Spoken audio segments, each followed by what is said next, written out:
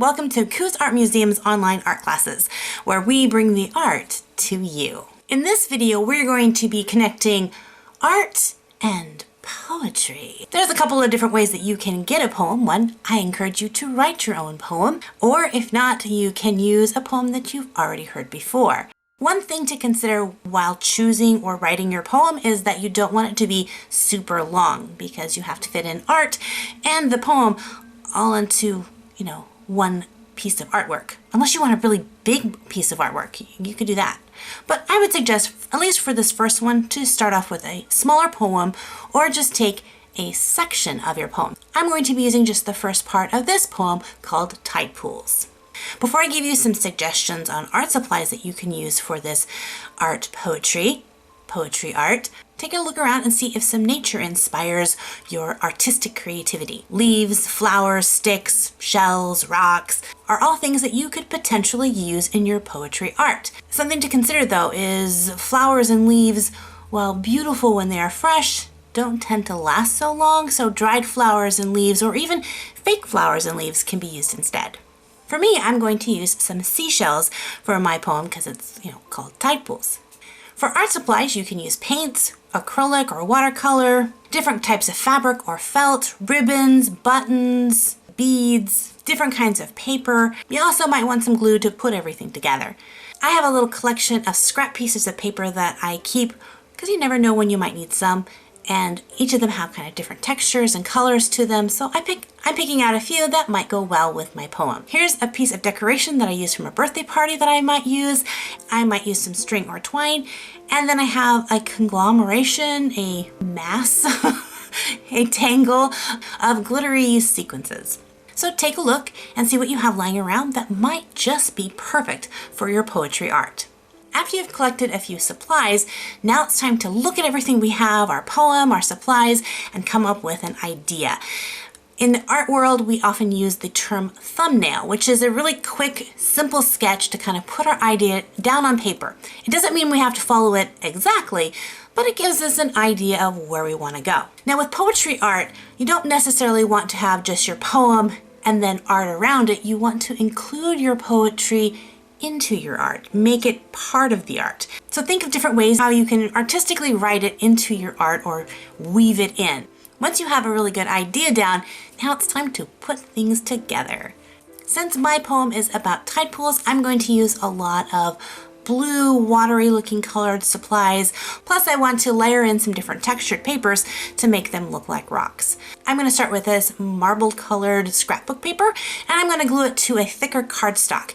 That's going to give me a nice solid backing for my art to kind of live on. If you use a really thin piece of paper, it might not be able to hold up to the weight of your actual piece. So get something like a piece of cardboard or cardstock or heavy watercolor paper to kind of be the base. Once I have my base paper done, now it's time to layer in some textures.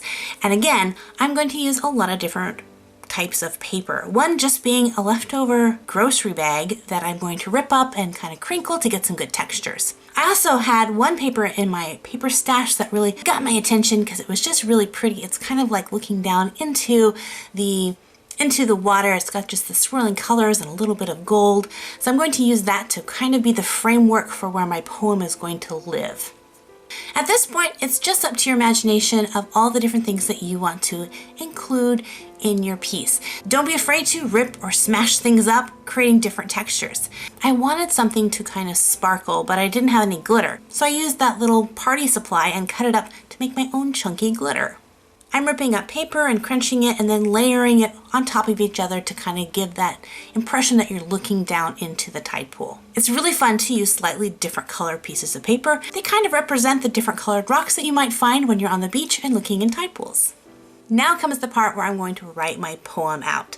I'm going to cut my poem out section by section so I don't have to write it all in one go. But I want the words to be dark enough that I can easily read it. So I'm going to create each word or each grouping of words and then darken them in. After that, I'll cut them apart or even rip them apart for a little extra texture before I begin to think about how I want to place the words down. I use scissors to kind of clean up the edge of my artwork and make everything look neat and tidy around the sides. Before I start gluing my poem down, I'm going to lay the words out first, just to make sure everything fits exactly the way I want it. My thumbnail had all the words kind of towards the center of the tide pool, but when I finished it, a lot of the words were too big. So I could either rewrite them smaller or rearrange them in a different way. I ended up putting the title of the poem up towards the top, then arranging and overlapping the rest of the poem towards the center of the piece. This is such a fun project for any artist to do, whether you're young or old, and I would love to see what you are creating. So make sure to tag Coos Art Museum in any posts that you make on social media. I'll leave all of our information in the description box below. And if you do, I'll make sure to showcase your artwork on our Instagram page. There's one last thing I want to add to my piece before it's done, and that's the seashells. You can either use hot glue to put those on or a whole bunch of craft glue and then let it dry. And here it is, all finished. I hope you enjoyed this video and that it inspired you to create your own art poetry. Again, make sure to tag us in your social media posts so we can follow along on your art journey. If you enjoyed this video, make sure to hit that subscribe button so you don't miss out on any of our future videos. Thanks for joining us, and until next time, keep being creative.